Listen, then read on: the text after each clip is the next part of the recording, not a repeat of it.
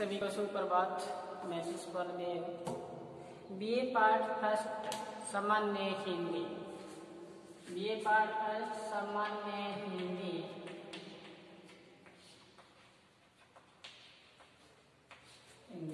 पर आज हम इनकी रचनाओं पर आज हम चर्चा करेंगे। हमने पढ़ा युगम शब्द, युगम शब्द हमने संपूर्ण रूप से पढ़ लिए। हमने पढ़ा शुद्ध शब्द,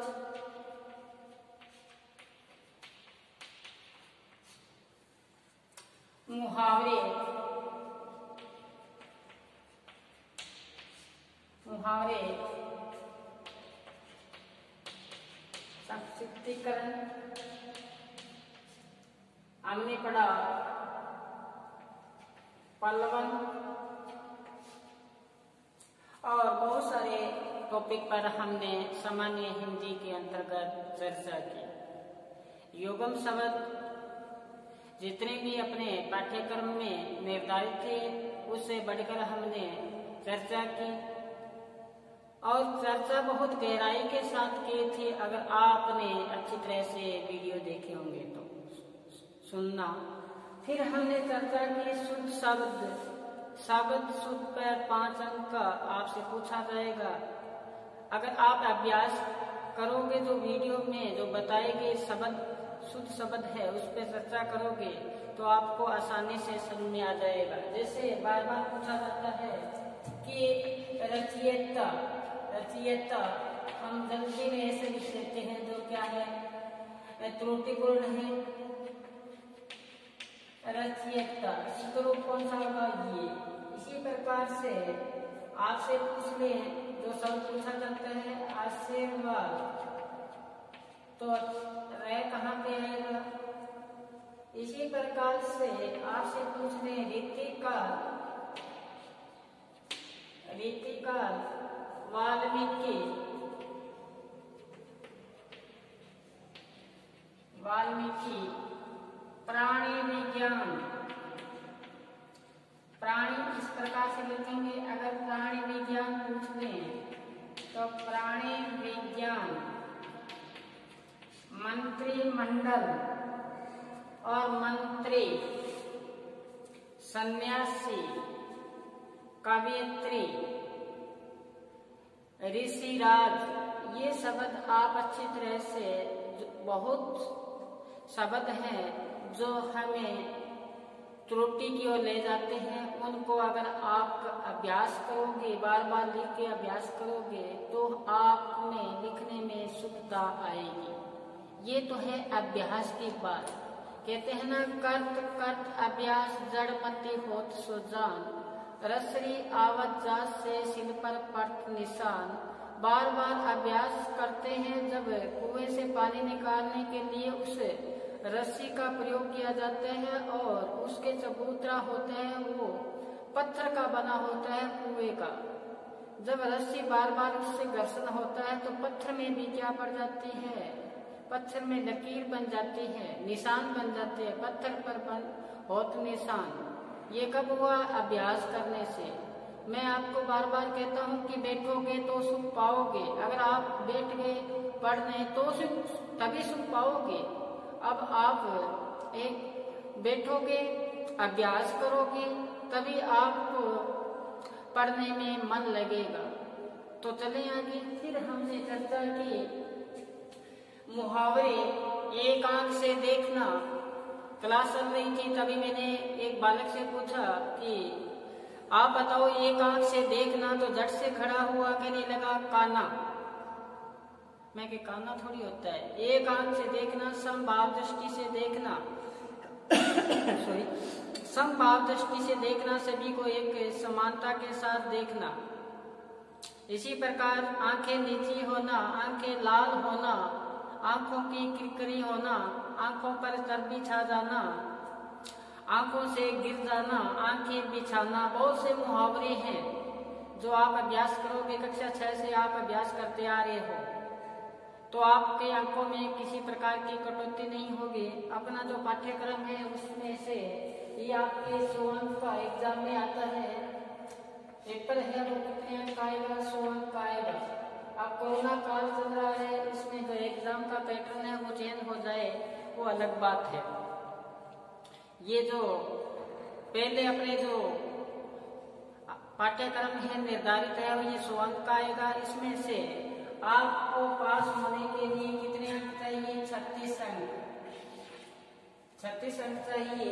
और ये जो अंक आप को चाहे आप 80 अंक आए, चाहे 85 अंक आए, चाहे पूर्ण रूप से आपके 100 ही अंक आ जाए, लेकिन अंकों का जो मुख्य आपके पेपर हैं 3 सब्जेक्ट के, उसमें इसका जुड़ाव नहीं होगा। आपके पास होने के लिए 36 अंक ही मान्य होंगे। ये आपकी बड़ाई है कि आपने अंक 85 लिए हैं, आपकी ये तेज बुद्धि विवेक पर निर्भर करता है। तो आप 36 अंक से इसमें पास होने के लिए चाहिए। और अगर आपने थोड़ा सा ही आपने मेरे द्वारा पढ़ाया हुआ आपने ध्यान में रखा तो आप अच्छे अंकों से क्या हो जाओगे, तो आप उसमें से अच्छे अंक से उत्तीर्ण हो जाओगे। और ये अपने पहले साल यानी कि बीए पार्ट फर्स्ट में ही इसको आपने उत्तीर्ण कर लेंगे। ये था अपने पाठ्यक्रम पर चर्चा की, हमने इस पर अध्ययन किया। और जो अब अपने नया शुरू करने जा रहे हैं उसमें अपने पाठ्यक्रम में जैसे आपको गद्य पद्य अनिवार्य गद्य पद्य संग्रह है, ये अपनी पाठ्य पुस्तक कंपल्सरी की अनिवार्य गद्य पद्य संग्रह, इसमें से अपने को जो आपको मैंने अवगत करवाया था पाठ्यक्रम, उसमें से आपने, मैं आशा करता हूँ कि काफी दिनों के बाद में कंपल्सरी में अपना मुलाकात हुई है, तो आपने पढ़ा होगा उसमें भारतवर्ष की उन्नति कैसे हो, भारतवर्ष की उन्नति कैसे हो, तो आपको ध्यान में होना चाहिए कि इसके लेखक कौन है।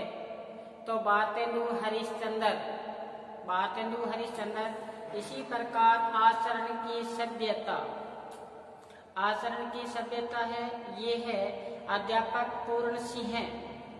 इसी प्रकार मेघदूत रचना है मेघदूत, वो है महावीर प्रसाद द्विवेदी। भारतीय संस्कृति की देन, भारतीय संस्कृति की देन हजारी प्रसाद द्विवेदी। लिपि की सत्ता भगवत शरण उपाध्याय।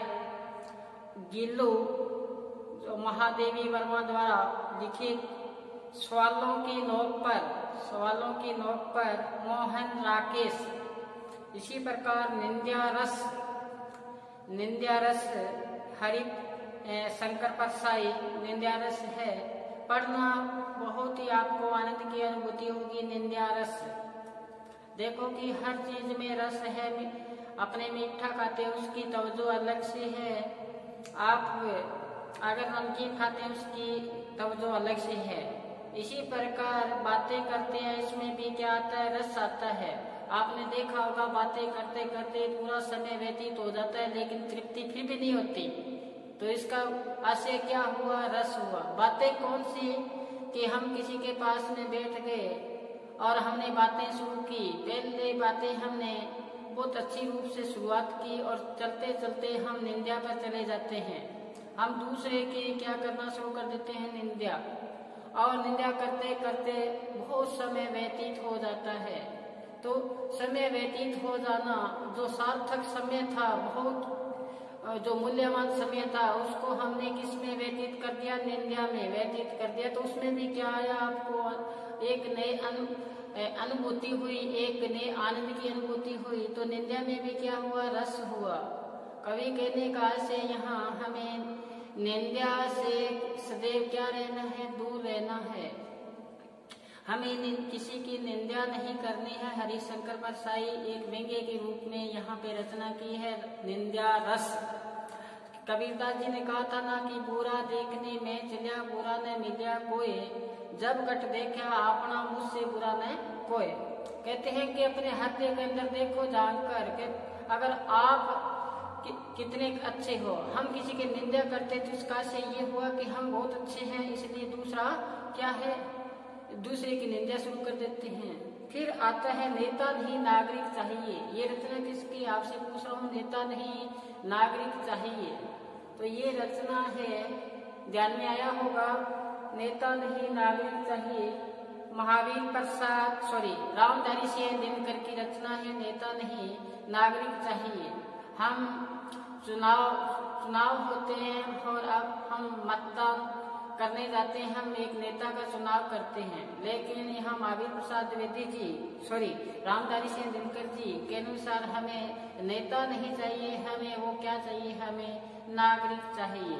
फिर इसी प्रकार हमारा समय और विज्ञान, हमारा समय और विज्ञान, ये है गुणाकर मूल्य की रचना है।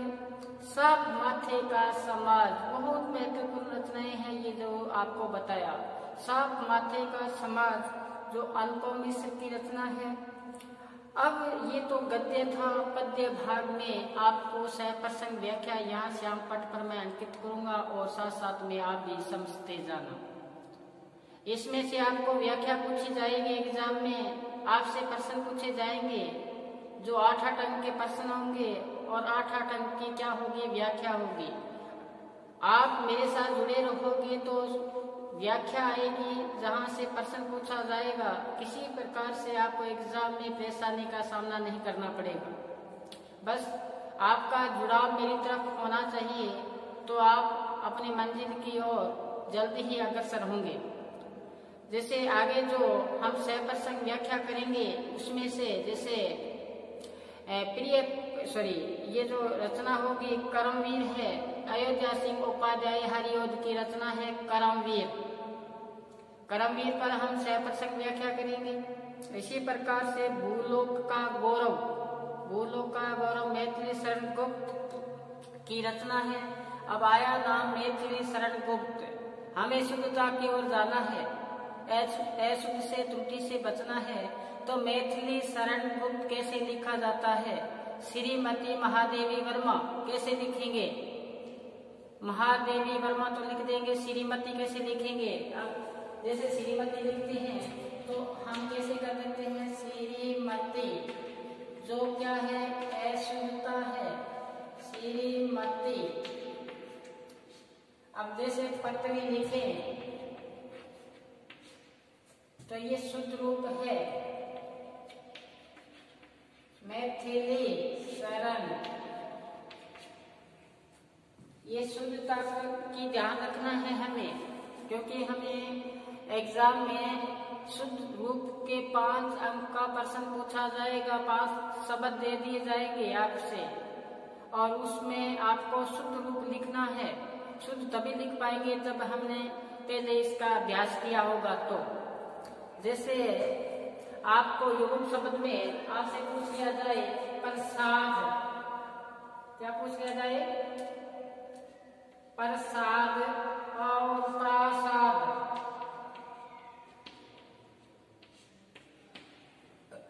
प्रसाद का से यहाँ पे लिखूं मैं कृपया, यहाँ पर लिखूं मैं महल। और इसी प्रकार से ये आया प्रसाद और पानी और पानी, पानी जल पानी हाथ।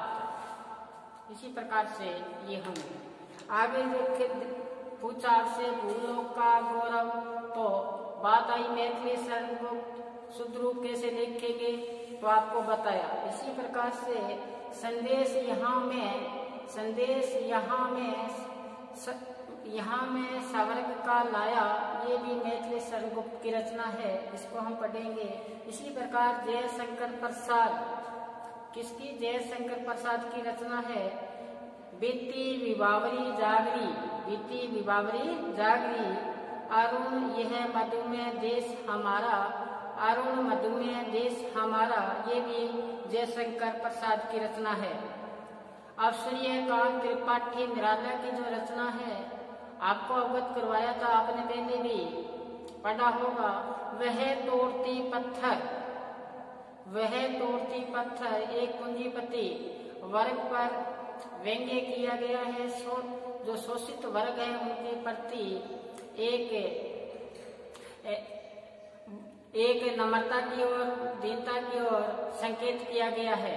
तो क्या बोलते हैं, वह तोड़ती पत्थर मैंने देखा इलाहाबाद के पथ पर, वह तोड़ती पत्थर मैंने देखा इलाहाबाद के पथ पर, नहीं कोई छायादार पेड़ जहाँ पर रहती स्वीकार। कहते हैं कि इलाहाबाद के रास्ते पर कवि ने बताया, सूर्यकांत त्रिपाठी निराला जी ने, कि एक महिला पत्थर तोड़ रही थी, नहीं कोई छायादार पेड़, वहाँ कोई छायादार पेड़ नहीं था। और फिर क्या बताया है कि गुरु हथौड़ा हाथ लिए करती बार बार प्रहार, सामने अटालाटी का पराकार का आशय परकोटा। कहते हैं कि हाथ में हथौड़ा ले रखा है, क्रोध भाव से उस पत्थर पर प्रहार कर रही है। क्यों कर रही है कि उसने देखा कि जीवन तो मेरा भी मनुष्य का है और मैं यहाँ पे सड़क के किनारे बैठे पत्थर तोड़ रही हूँ, और एक वो भी है जहाँ पे महल में विराजमान बैठे हैं। तो ये असमानता हुई। कहते ना, शांति जब तक नहीं तब तक नर भागने सम होगा, नहीं किसी को अधिक होगा नहीं किसी को कम होगा। शांति नहीं हुई ना, क्योंकि असमानता हुई। कहते ना, स्वानों को मिलता दूध वस्त्र, भूखे बालक अकुलाते हैं। कहते हैं माँ की छाती से चिपक कर जाड़ों में रात बिताते हैं। ये अनंत कवि रामधारी से दिनकर की रचना है कि ये जो भेदभाव है, ये जो अमीरी और गरीबी की जो खाई है कवि ने काटने वाली, कि कुत्तों को तो क्या मिलता है, दूध वस्त्र मिलता है, और भूखे बालक सड़कों के किनारे अकुलाते हैं, बेचैन होते हैं, भोजन नहीं मिल पाता। तो इसी प्रकार सूर्यकांत त्रिपाठी की जो रचना हम 100% व्याख्या करेंगे, वह तोड़ती पत्थर। इसी प्रकार से हरिवंश राय बच्चन, अमिताभ बच्चन के पापा हरिवंश राय बच्चन की रचना है, पथ की पहचान कर ले। कौन सी रचना है? पथ की पहचान कर ले, कि जिस रास्ते पर तू चल पड़ा है पहले उस रास्ते की क्या कर लेनी चाहिए, पहचान कर लेनी चाहिए। पूर्व चलने के बटोही पथ की पहचान कर ले। इसी प्रकार से प्रेत का ब्याल, प्रेत का ब्याल रचना है नागार्जुन की और प्रेत कैसे मरा तू, भूख से, अकाल से, कालाजार बुखार से, सच सच बतला कैसे मरा तू। तो प्रेत कैसे बताता है कि तनिक भी पीड़ा नहीं न दुख हुआ। कहते हैं सरलता पूर्वक निकले थे प्राण, सह न सकी जब आंत पे जिसका हमला। तो ये रचना है, ये भी एक पूंजीपति पर व्यंग्य किया गया है। और इसमें एक अध्यापक की मृत्यु के बाद में आत्मा जब यहाँ से यम राज के पास जाती है और वहाँ यम राज जब उससे पूछते हैं तू मेरे पास मर के कैसे आया है, तो उसने अपनी जो यथार्थ स्थिति है उसका वर्णन किया है। इसी प्रकार से मैंने उसको जब जब देखा, मैंने उसको जब जब देखा, ये रचना है जो केदारनाथ अग्रवाल की है। इसी प्रकार इसकी दूसरी रचना आती है, यह धरती है उस किसान की। बहुत प्यारी सी रचना है, जब जब मैंने उसको देखा, एक किसान के बारे में बताया है। और दूसरा है कि ये धरती है उस किसान की, ये धरती जो है उस किसान की है, न कृष्ण की है न राम की है। ये तो धरती किसकी है? उस किसान की है जो सभी का पालन पोषण करता है। इसी प्रकार जल रहे हैं दीप जलती है जवानी, भाग 2 से है, जल रहे हैं दीप जलती है जवानी, शिव मंगल सिंह सुमन की रचना है। ये मैं आपको रचनाओं के बारे में अवगत करवा रहा हूँ कि एग्जाम में जब व्याख्या पूछी जाती है, एग्जाम में जब व्याख्या पूछी जाती है तब आपको वहाँ पे लेखक का नाम, रचना का नाम अवश्य रूप से अंकित करना होता है।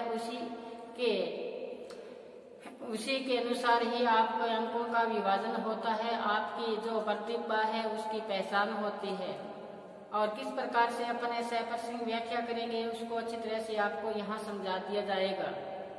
और इसी प्रकार से आगे जो रचना है, देश की नस्लें बात करो अपने, ये है रचना जो सरल विशारद की है। ये रचनाएं अपने पाठ्यक्रम में थी।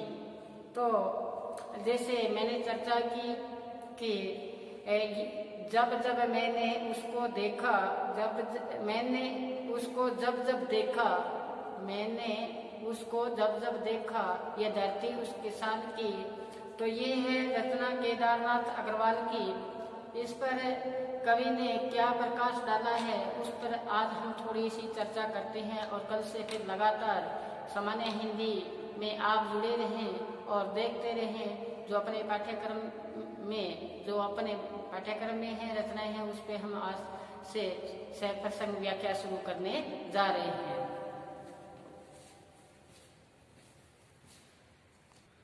तो जब जब मैंने उसको देखा, ये धरती उस किसान की, यह है धरती उस किसान की। कि जब भी मैंने उस किसान को देखा तो कैसे देखा, कवि ने बताया कि जब जब मैंने उसको देखा, तो देखा है तो कवि ने बताया है कि लोहा बनते देखा। जब जब मैंने उसको जब देखा तो लोहे जैसा देखा। लोहे को पहले लोहा गर्म करता है, फिर उस पर चोटें मारता है, उसको नया आकार देता है। इसी प्रकार ये तपता है। किसान भी खेतों में जून जुलाई के महीने में जब सूर्य की तपन होती है, या जाड़ों की ऋतु में ये सिंचाई करने के लिए खेतों में जब जाता है तो कितनी ठंड और गर्मी के साथ मुकाबला करता है। तभी कवि ने कहा है कि जब जब मैंने उसको देखा है, लोहे जैसा देखा, लोहे जैसा तपते देखा, और गलते देखा, डलते देखा, और फिर बताया गोली जैसा चलते देखा। ये जीवन में कभी हार नहीं मानता, अपने कार्य में लीन रहता हुआ गोली की भांति सदैव क्या रहता है, गतिमान रहता है। चाहे कितनी ही सर्दी, चाहे कितनी गर्मी क्यों न पड़े, ये खेतों में अपने आप को खपा देता है, अपने आप को क्या कर देता है, उसी में लीन करता है। तब जाकर क्या है कि घर के आंगन में धुआं उठता है। तभी ये बताया है, केदारनाथ अग्रवाल की रचना है कि जब जब मैंने उसको देखा। तो ये रचना कल हम इस पर सहप्रसंग व्याख्या करेंगे। ये धरती उस किसान की, इन पर हम कल व्याख्या करेंगे। तब तक आप घर पर रहें, सुरक्षित रहें। जो मेरे द्वारा बताया गया पाठ्यक्रम है, जितना आपको पढ़ सके उतना पढ़ना, अच्छी तरह से आप लगे रहो। सर्दी का मौसम है, घर से बाहर न निकलें, सिर्फ बैठे रहें। बैठोगे तो सुख पाओगे। आज बस इतना ही, धन्यवाद।